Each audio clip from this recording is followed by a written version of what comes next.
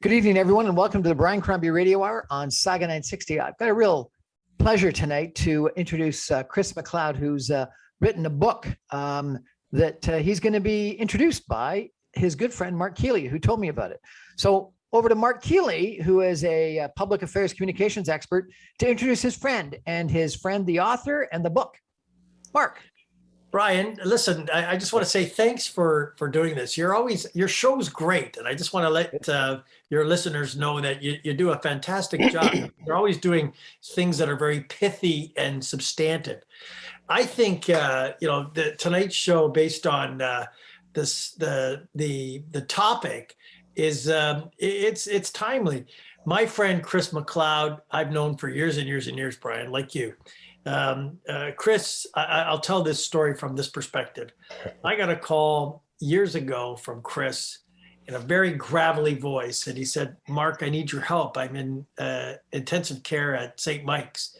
Your viewers don't know, your listeners don't know this, but Chris has cystic fibrosis, and I'll tell you about that in a second. But he called because he was having problems breathing, and he said, you got to do me a favor. You got to get me this drug. And the only way it's going to happen is that you got to get hold of the prime minister, get the prime minister to make this drug available to me in this country now." So I hung up the phone with Chris, and I mobilized and got hold of a number of my friends. And we actually called the prime minister's office, and people can be very critical of Stephen Harper for a lot of things, but I'm going to tell you, compassion is a strong suit of this guy's. And he worked tirelessly to get this drug available so Chris MacLeod could have it available to him, so that we have him now today, in the benefit of Chris MacLeod, not only as my friend, but as a great, great lawyer and somebody who is very consequential in this country. And not only that, Brian, he's a noted author now. So I'm very delighted to introduce my friend, Chris MacLeod. God bless you, Mark. Chris, welcome to our show. Tell Thanks, us a little Brian. bit about the book that you've authored, sir. Okay, so it's called Beating the Odds, 11 Lessons to Overcome a Health Crisis and Lead a More Resilient Life. Fantastic. So I did it during the COVID period. So as Mark said, I have CF, cystic fibrosis. Maybe I'll just go back a couple of paragraphs. So when I was born in 1969, life expectancy for someone with CF was 4 years of age. It was a childhood condition. They didn't even have an adult CF clinic until 1989 in Toronto. May have even been 1992, because most people didn't make it out of their teens. But because Canada had a great healthcare system throughout the 60s, 70s, and 80s in particular, and the 90s, whatever drugs became available or treatments became available were made available to patients. And I grew up in Saskatchewan, moved to Hamilton in 2000. So as life expectancy with new treatments went from 4 years to 6 years to 8 years, just like law school, I kind of rode the curve. And so now I think life expectancy is 50, or maybe it's 54, I'm 52. I'm always just at the cusp. But in 2012, when I was 42, I was working at my firm, Cambridge LLP. We do litigation. I was about to go to trial, and I realized I was not in good shape. It turns out my lung function had fallen below 30%, and I ended up immediately at St. Mike's Hospital, Ward 6B, in June 2012. And for the better part of the next 6 months, I was an inpatient. 4 liters of oxygen a minute, every antibiotic intravenously delivered to try and quell this infection. And nothing seemed to be working. I went from about 28% to maybe 31, 32%. At 30%, you get in line for a lung transplant. That's really the remedy when you have CF. It's just the damage done to the lung. So when I went in June, September 22nd, I will never forget this date. Actually, let's go to the Sunday the 21st. My mom calls me from Saskatchewan. She's a woman of faith. And she says, "Oh, Chris, I just have this incredible feeling something great's going to happen this week." Now, I've been there 4 weeks, plural. I said, well, Mom, I hope you were right, but like I couldn't see where the break could be coming from, but I'm an optimist. She goes, Chris, I've been praying for you. Everyone is. We just have a great feeling. Well, sure enough, the next morning, Dr. Elizabeth Tullis, head of respirology, my doctor, who's phenomenal. She's a medical rock star. Comes into my room at 9 a.m. Chris, I've got good news and bad. It's a moratorium on bad news. Good news only. Okay. She said, well, you actually have a rare form of CF. It's a genetic condition, and you have the Delta 551 gene. About 10% of the population in CF has it. There's a company in Boston, Vertex Pharmaceutical, and they have a drug that will normalize your particular gene defect. It's approved by the FDA, but not yet approved in Canada. But your condition is so serious that the company's agreed to give it to you on compassionate grounds. We just need special access from the federal government to get it across the border. The other problem is it's a $300,000 annual drug. So thankfully, the company was going to give it to me on compassionate use.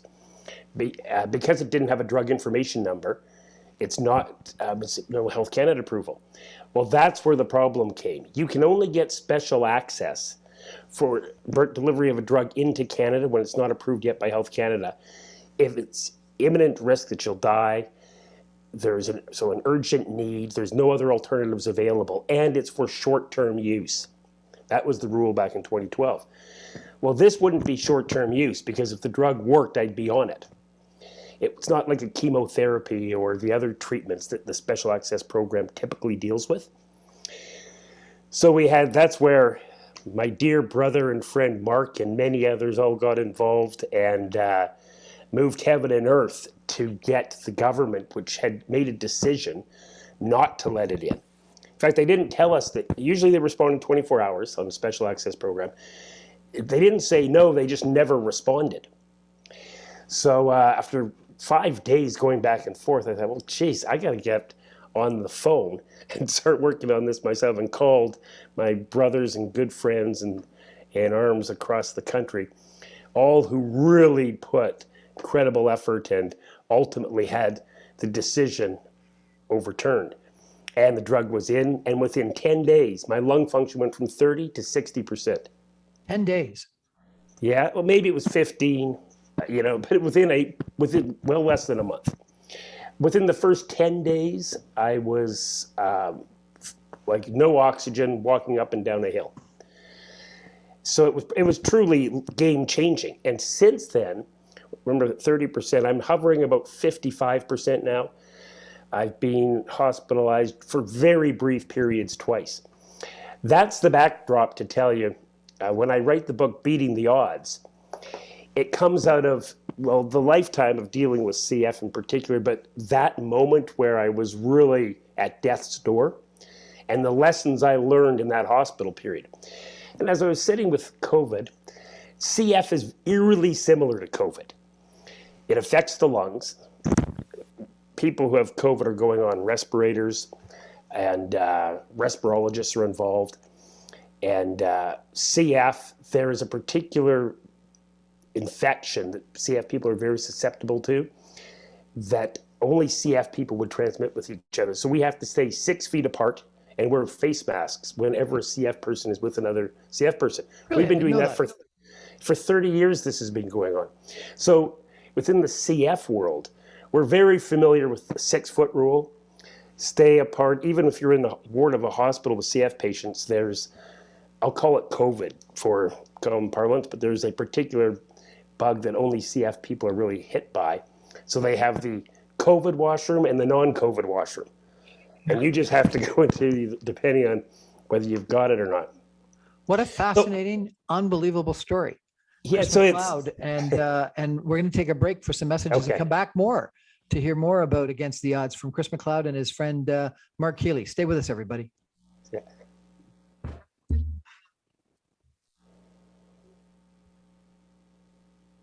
Welcome back to the Brian Crombie Radio Hour on 2nd and 60.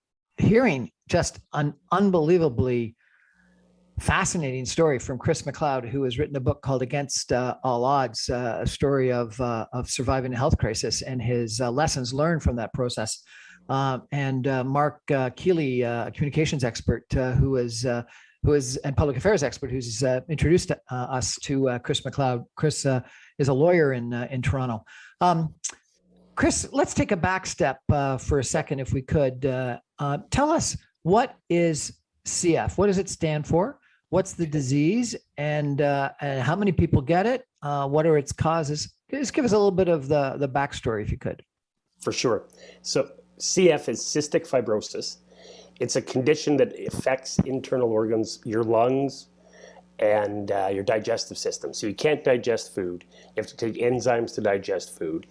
And where most people get into real problems is repeated lung infections because of fluid buildup in the lungs, which requires antibiotic therapies, and the antibiotics that are typically needed are intravenous. So that you end up in hospital just to access the IV antibiotics for up to weeks at a time. What are the infections that you get in the lungs? They're just pneumonia, your typical sort of pneumonia, because your lungs are always producing too much fluid, they're prone to infection. And after years, damage is done, and so your lung function plummets. And you had said that you have a genetic type of cystic fibrosis. Is all cystic fibrosis genetic? Yeah, it's all genetic. So it's inherited, and it can't be caught other than you're born with it. In Ontario, actually, it was about 15 years ago, I think, the Ontario government and most provincial governments have implemented newborn screening. So as soon as every child in the province is born, they're automatically tested to see if they have cystic fibrosis, so they can immediately be put on treatment. What percentage of the population? Give me a sense of numbers. It's still a rare disease. For Canada, I think we're 4,300 people across the country. Ontario would be about 1,900 patients, roughly. So it's probably the most common of the rare diseases. And what about your extended family? Are there other people that have cystic fibrosis in your extended family? No, although anecdotally, my grandfather had mentioned back before CF was sort of a known condition, people would die very young of what people would think was a pneumonia when a child was 3 or 4, but they were always sick with a cold. Right. And that may have been CF. How did this impact you when you were a kid growing up? Well, frankly, I didn't think much of it. It never really, and nobody in my family particularly talked about it, because anyone was denying the issue, but it is what it is. You just got to kind of move on and forge ahead. So, I mean, anyone asked me in my family, we'd all just assume that you're going to go off and do something, get a job, do something with your life. So what are you going to do? There was never a question of, well, you might not be able to do something because of a health condition. So I was very blessed and fortunate in that regard. And I've got a family of medical practitioners in various parts of the health system. So it was not a new concept dealing with medical and health issues. And a lot of people, most people they're healthy and they go through life rarely seeing their doctor or only for an annual checkup. But obviously with CF, you have to be in the hospital for checkups every 3 months to monitor lung function and infection. So that was the backdrop to sort of growing up and what cystic fibrosis is. Were there things that you couldn't do? Were you athletic? Could you participate in sports? Well, to some extent. I mean, early on in elementary school and high school, I was running, and most people with CF are able to be fairly active now in their teens. And usually it depends. The median age of death is 30 for people with CF. And it affects different people differently. But it's always the lung issue that's the most significant for causing real mischief and harm. And the constant infections just wear away at people. This time that you've just described in the hospital, was this the first real serious issue that you were in the hospital for? No, the first was when I was in first year law school. At University of Saskatchewan in, I guess it was 97. I ended up third week of September to on and off. I was in hospital for about 6 weeks, and I had a bleed in my lungs that just would not stop, and but made it through ultimately. And then again was my 2012, were my really serious episodes. I'd been in the hospital maybe half a dozen times prior to that, just for a 2-week stint for intravenous antibiotics. But as everyone was talking about COVID, how I ended up getting to the book, while I was in the hospital in 2012, one of the doctors had said, "Well, gee, Chris, you got a pretty good attitude. What's your secret?" Actually, the way he phrased it, he came in and he said, "Chris, there's something I'd like to talk to you about." And I said, "Oh, no. Do we have a bad test result?" I said, "Just tell me what it is right now." He goes, "No," he was laughing. He said, "Actually, I was just curious what your secret is, because you got a pretty good attitude." So I jotted down 11 points in about 5 minutes. That was in 2012. And I didn't think much of it until 2020, when we were all in lockdown. And people were talking about, how do you cope with this? We've got to be 6 feet apart. We're all wearing masks. We're all concerned about this infection that could clearly affects the lungs. And I thought, geez, I should put together my lessons and experiences learned and might have something to say that could be helpful. And that's where the beating the odds comes from. So give us a sense. What are some of the lessons? Okay, so I'll give you the first: attitude is everything. You got to have an attitude of gratitude. It sounds like a cliche, but a cliche is just a great expression that's being used too often. It is so true. When I was at St. Mike's, I'd wake up every morning and you're grateful for you're still in the game. Be the CEO of your own health. At the end of the day, you're ultimately accountable. You make the decisions. Your doctors, the medical team, they're great advisors, but you've got to be accountable and responsible for every decision and lead by example. Power in your response. I can't control what's happening to me, whether it's listen, they take the blood test. I don't know, I have very little control over the result, but I can control how I respond. The other one, and this is easier said than done, living in day-tight compartments. Living in what? Day-tight compartments. Day-tight. You've got to focus just on the day, because if you start worrying about tomorrow, worrying about the past, it'll break you. But if you just, it's hard to do, but you have to do it, because your bills don't stop even when you're in the hospital. You still have to pay rent. If you've got a firm like I do, we've got payroll to meet. Dream big, write it down. So when I was in the hospital, I have a whiteboard where you write the doctor's name or the nurse on call. I erased it and wrote, it's radio, so no one will be able to see this, but I'll show it to you guys. I wrote on the whiteboard my goals. Reach 165 pounds, which I'd never been at before, because it takes so much energy to fight infection. People see it for always underweight.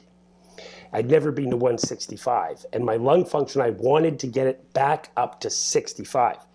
So I wrote on my whiteboard, 165, 65, never ever give up.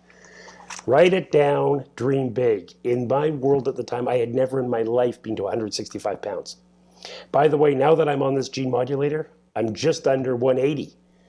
I've got to lose about 15 pounds. Don't we all? And there's a quick, people won't be able to see, but it's just a picture of 4 liters of oxygen at St. Mike's. So to the contrast where you see me now. And so those are some of the lessons. The power of prayer.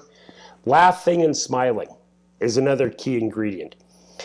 There's, especially in a hospital, it is endless material for a Seinfeld episode. You could be rolling on your, laughing all the time. I could give you quite a few funny anecdotes. Just things that happen because you're so vulnerable. People are poking and prodding you, and you really have little control. The other one I put as one of the lessons: get up, dress up, show up, even if you have nowhere to go. Get up in the morning, get dressed, shower, wash yourself in a sink, make your bed, no matter how poorly. Even if you're exhausted, then you can go lie back down again. But it sends a message to everyone around you, including yourself, that you're still in the game. Still in the game. Yeah, so I reverse engineer, for example, I would always, bet this is pre-COVID, 2012, I'd take off the oxygen, you'd unplug the IV, I would go across, this is at St. Mike's, to the coffee shop across the street. It took everything, all my energy to get there. Buy donuts sometimes for the staff, so that you then reverse the care process, right? You've got to just, every tactic and technique you can think of to unwind the script. It's too easy to become dependent, and you've got to steal and capture independence and control of your environment in whatever way you can. So different tools I used. Chris, fantastic lessons, but frankly, a lot of them would be just as relevant for anyone in life generally, not just for people that have got COVID or CF. No, I totally agree with you. You're absolutely right.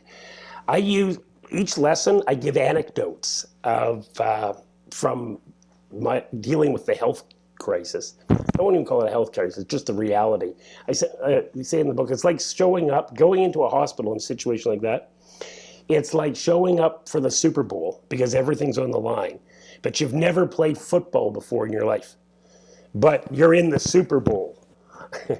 And you've got to have, you're up against some tough players who've trained all their life, but you haven't. So that's that kind of dynamic. So you're afraid, but you can't be.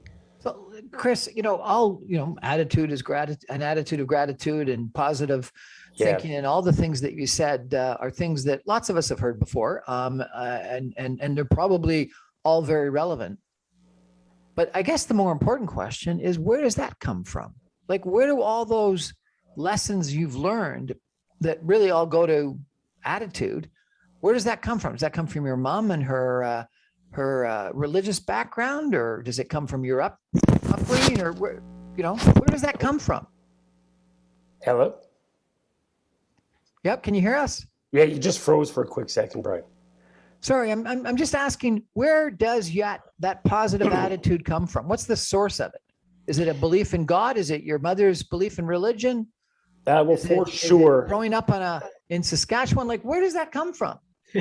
Yeah, good question. I mean, I've always had, listen, I've got a ton of failings, but one of the things I always try to do is have a positive attitude. I'm good on attitude and weak on skill. But no, for sure, like, I'm a person of faith, as is my mother and many other members of the family. So yes, in part, but I've also been a real student of working on yourself. You know, the old adage, work harder on yourself than you do on anything else.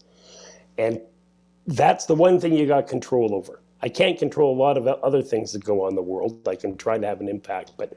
So did you read a lot of self-help books or positive thinking books or something like that? Oh, for sure. I've done that throughout my life. And then applied that and just the people around me. And you guys, whether it's like a Mark Keeley and a Dennis Mills or John Turner, go through the list of people, great Canadians, who've had a big impact on me. And they all, you never hear them complain, right? And so lessons learned from great people around me. I find that no one listens if you complain. Yeah, you're right. Or they might listen for a short period and then stop interacting with you. But you just don't get anything out of complaining. But, Dennis Mills, and that, it's an interesting individual that you raise as an example. His line about never better. Yeah, that's one of the lessons in the book. What, never better? Yeah, I got that from Dennis. But the reality is there's got to be times that you were better. So isn't never better like almost a falsehood? Well, listen, for sure, there are times, as a practical matter, where when you're lying in the hospital on 4 liters of oxygen, clearly you have had better physical days. But the only option you've got is to control your perspective on the situation. And if you think of it with humor, you laugh about it, and you take the never better approach, which is truly saying you've never been better. I'll tell you, one of the things I always did, and it always catches people off guard. I've been using the never better for ever since I first met Dennis in 1989 when I worked with him with the Best of the West in Parliament Hill. And I've been a religious follower of that philosophy since. It really resonated with me. So when you say, someone asks you, how are you doing? You say, well, Never better. It does something to the person you say it to and to yourself. It's almost like a trigger. It's a nice, tight, crisp way of saying, my view is going to be, despite the circumstance, that I feel never better than I do in this moment. And everyone says, really? You're kidding, especially when you're on 4 liters and in a hospital. But what's your option? Are you going to say, well, it's a tough slug? I mean, I just can't bring myself to say that. So is it, yeah, sure, there's some of it where you've got to convince yourself and say to yourself, give yourself a pep talk in the locker room. Never better is a way of giving yourself the pre-game pep talk. When you know you're up against a team that's almost impossible to beat, but you don't know when you're going to get a break in the game. So I'd rather have that approach than the alternative. All you can control is your perspective. It's a good line. We're going to take a break. We're chatting with Chris MacLeod and Mark Keeley tonight about Chris's book, Against All Odds, his secrets to success in a healthcare crisis. Stay with us, everybody. We're going to take a quick break and come back more with Chris and Mark in just a minute.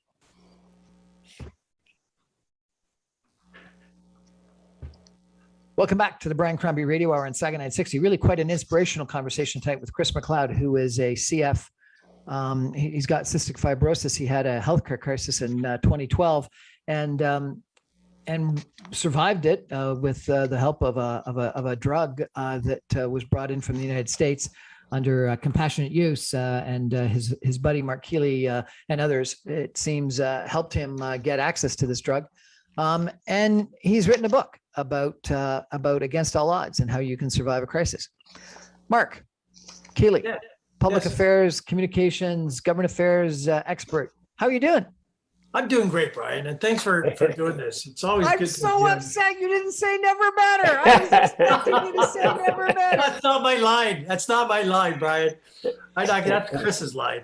Mark, you've known Chris a long time.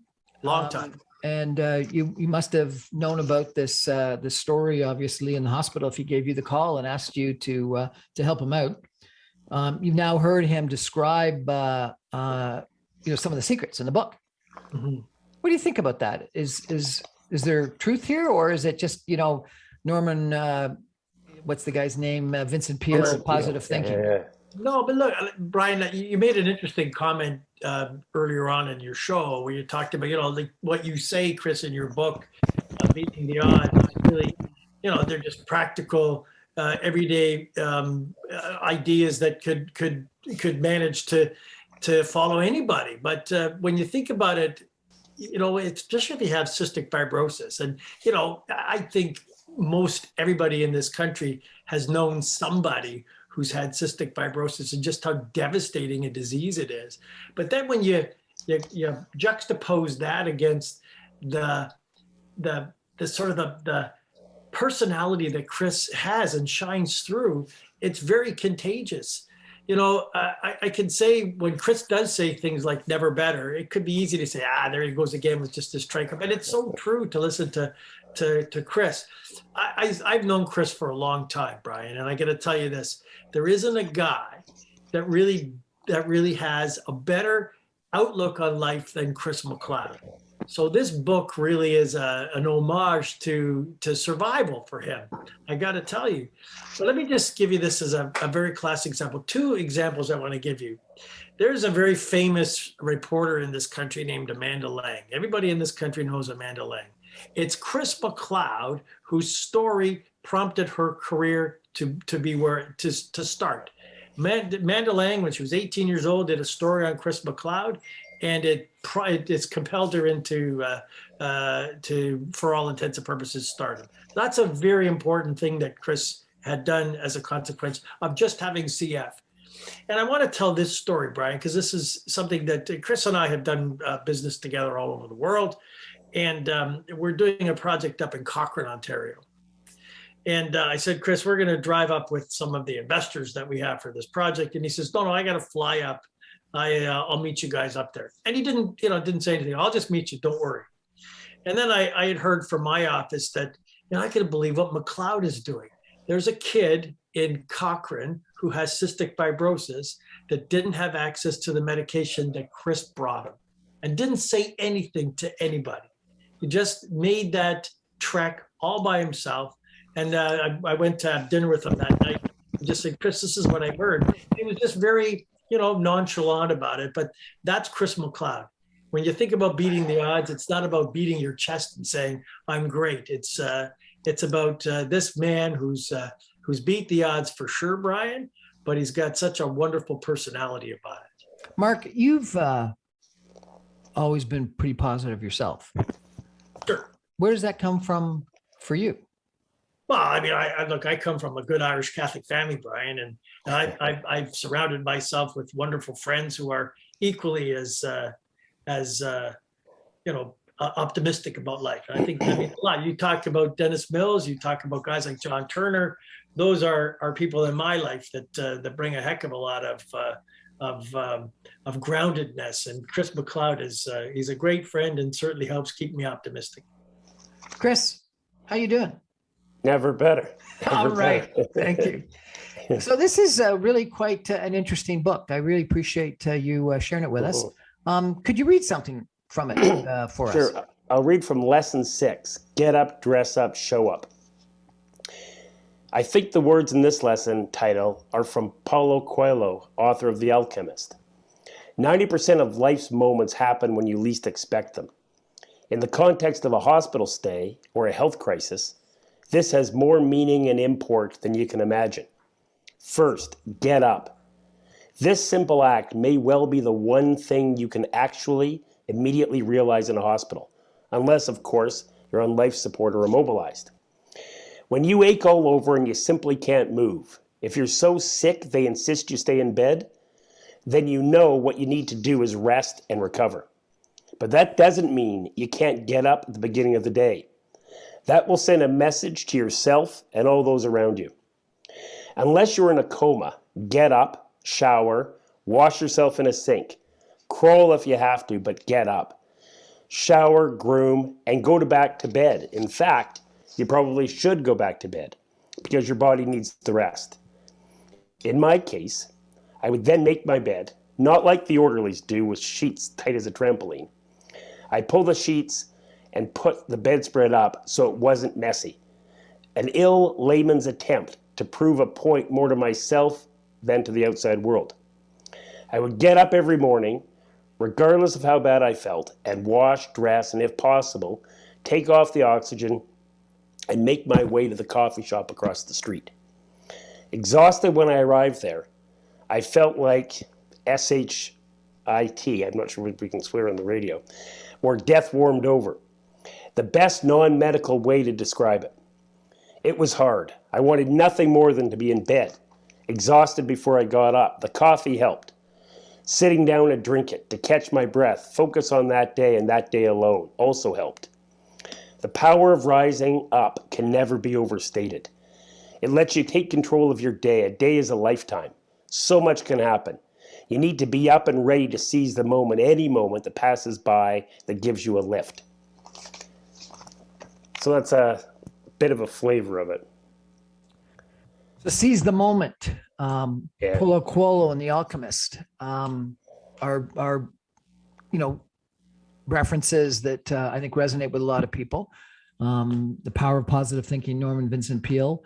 How does your philosophy differ, if at all, from those people's? I'm not sure it necessarily differs significantly. I mean, one of the things I'm really influenced by and I put in the book is the Stoics, Marcus Aurelius. So in each chapter, I've got quotes from the Stoics, whether Marcus Aurelius or Epictetus, and they're timeless. And they really speak to really taking control of your thought process and your perspective. There's a great, I don't have it in the book, but there's a story I've always liked. It was two guys that find themselves in prison in the 2nd century. They're both looking out the window. One sees bars, the other stars. Guard comes and says to him, like, this guy looks like he's miserable and this person looks happy. One person sees bars, the other one just sees the stars and looks at what a beautiful night it is. But they're in the same situation. It really highlights perspective. Which probably spoke to me the most in Viktor Frankl's book. I think it was called In Search of Meaning, which was Search for Meaning. A gentleman in a concentration camp during World War II, and how he similarly had that kind of incredibly positive attitude the whole way through. And that's obviously a pretty dismal existence in a concentration camp. But I guess what I was trying to get at is that your situation was a little bit different in that you were pretty sick. And, you know, I don't know whether on death's bed is the right description, but you were pretty sick in hospital with low lung capacity and in need of a life-saving medication, which is probably comparable to people with COVID-19 that are in the ICU on respirators and ventilators and things like that. Do you really think someone with COVID-19 in an ICU on a respirator or a ventilator or something like that, do you think a positive attitude can help them? Absolutely. Listen, I've been in this, not on a respirator. I didn't need one, but I was on 4 liters of oxygen sitting still. And I had no prospect. I had no notion that there was a medication. I didn't even know the particular gene type I had because it was never an issue because we had no treatment for it. And I go in June, then there's July, then there's August, the end of September. You just don't know when a break comes. And maybe it doesn't come. One thing that's inevitable is we will all pass. We will all grow old and die. You hope it's not soon and it's later in life, but it's inevitable. So, but the life you've been given, we have an obligation, in my view, to do everything we can to keep going to the end, whatever the end may be. So, yeah, I'm a firm believer that your attitude is everything in that situation because it's the only thing you have control over. I can't control what the blood result is or how the infection is attacking the body. And at some point, you're going to expire. But let the clock count you out, not your will, right? You know, it's interesting. I used to be in the pharmaceutical industry, and you'll be familiar with the term a placebo impact. And it was fascinating because this placebo impact was found in almost every drug trial. That if someone and you know, just let me explain it for a second, if I could, in a controlled phase 3 clinical trial, typically what ends up happening is a person. It's called a double blind. Both the nurse or the physician providing the pharmaceutical product drug, as well as the recipient patient, don't know whether they're getting an active drug or a sugar pill, a placebo. And there's 2 arms of all these drug trials, one where people get the drug and the other where they don't get the drug, they get this placebo. And then they compare the ability of the drug to solve whatever the disease state is, or the virus state, or the bacteria, or whatever it is. And the placebo impact changes dependent on what type of drug and what type of condition someone has. And it's interesting. Depression and anxiety were one of the ones where there was almost all the time the largest placebo impact you could imagine. But even in cancer drugs and things like that, there was a placebo impact. In other words, if someone in a role of authority came in and said, take this, you'll feel better in the morning, people had a positive attitude about it. And even if all they were doing was getting a sugar pill, some of them felt better. And so that positive attitude, being convinced that you were actually going to get better, being convinced that you were taking something that was going to do you good, even if it wasn't doing you any good, had a positive impact. So you know, that's, and almost every single drug had a placebo impact. And that's got to be scientific proof of your position, isn't it? Yeah, no, I think so. In fact, I know so because I mean I've seen it in real time in the hospital with other patients because I was often in a shared room in that period, which makes some of the best material for humor when you're sharing a room with somebody and you really get to know them because their family and friends are coming in and there's not much privacy, so the doctors are coming in having a full conversation about a person's condition, and you're just lying there. So actually, there's hard to say there was a lot of fun, but you could sure find humor and entertainment in the whole thing. In this chapter on laughing and smiling, I tell a few anecdotes, and just thinking about them makes me laugh. But yeah, so attitude is really everything. I'll give you one quick anecdote. So during COVID, May of this year, I ended up back in the hospital.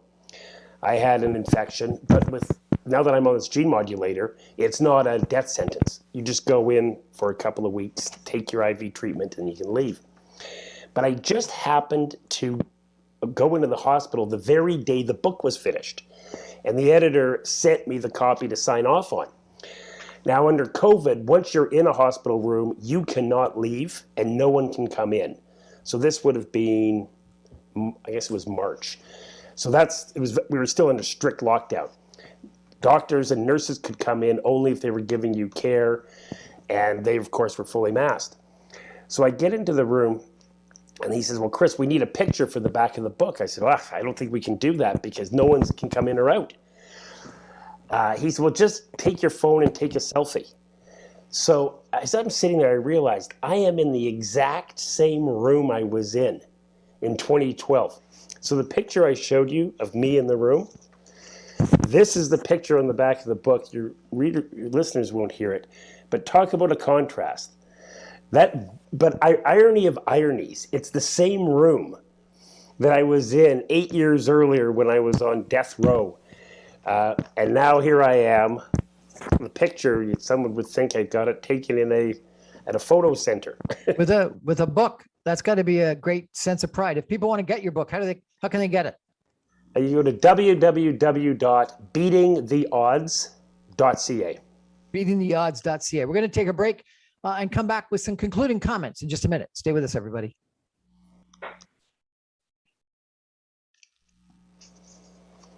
We're chatting tonight with Chris MacLeod, who is the author of a book called Against All Odds, a story of his lessons learned from his challenge with cystic fibrosis. And Mark Keeley, a friend of his, who helped him get some life-saving drugs that he needed to get through the problem. Chris, one of the things you've touched on a few times, but you haven't mentioned is one of your lessons, and I want to probe you on this if I could, is friends. Friends and family. And it's interesting because bedside manner from nurses or physicians is often referred to in hospital studies about how critically important that is. You talked about how beneficial a shared room is, so you could have humor with the other patients. You talked about the phone call that you got from your mom and how that uplifted you the critical week. And then obviously, probably, frankly, most importantly, you talked about when you needed that drug and the federal government hadn't approved it, you could reach out to friends across the country that were helpful to you. Is good friends, another one of those lessons that you need in life to be successful, to be happy, to get through the tough times? It's absolutely a key ingredient. And I do get into it in the book when I'm talking about, I talk briefly about our fight for access. And one thing I've been blessed with is legions of great friends, brothers and sisters who've always been there to help me, as I will always be there to help them. And Mark and others were there at the drop of a hat to move heaven and earth to help get me on this life-saving drug, which then it got other people on the drug because I wasn't the only one. This is a topic for another day, but we had a 7-year campaign, and we now have virtually everyone in the country with CF is eligible for a new drug called Trikafta, which is game-changing. And but that comes because friends, family, took the time to advocate. And when I was in the hospital, and I know other people in the hospital would say the same thing, having that, knowing that you've got people who care and are rooting for you, praying for you, you're praying for yourself and there's others praying for you, it has an incredible power when you know you've got people rooting for you. Mark Keeley, I interviewed someone who said the key to their success was that they were a super connector, and they thought that being a super connector, but not doing it for your own benefit, doing it for the benefit of others, ended up being one of the most successful, one of the most important reasons why they were successful in life. I've always thought about you as a super connector. Are you? If so, why are you? And what do you do to achieve that? Well, I think we owe an obligation to help our, brothers and sisters, our friends, our relatives, our colleagues, and strangers. We owe that obligation to everybody. So I believe that, excuse me, very, very, very firmly. Again, Brian, it all comes from, your family life and how you were brought up. But I've had good experiences in life too. I'll say this to you, and my background. I worked years with John Turner, and the fact that Turner was a very selfless guy taught me a lot too. But to be a super connector means that it's a very responsible thing to be as well. Chris used the word advocacy.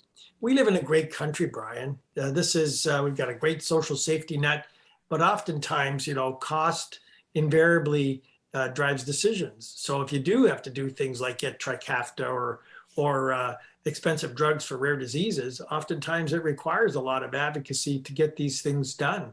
And super connecting, if that's the phrase that you like to use, Brian, really helps. And I think we owe an obligation to do that.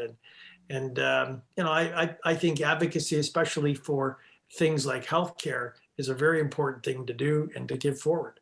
Mark Keeley, thank you for connecting me and our listeners to Chris MacLeod. Chris, remind us the name of the book and how they can get it. Beating the Odds, 11 Lessons to Overcome a Health Crisis, Lead a More Resilient Life. www.beatingtheodds.ca. Beatingtheodds.ca. Well, Chris MacLeod, author of Beating the Odds, thanks so much for joining us, telling us your secrets and telling us about your book, because I think it's inspirational for people that have got some health problems, but frankly, inspirational and applicable for all of us. And Mark, thanks for introducing us. That's our show for today, everybody. Thanks for joining us. Good night.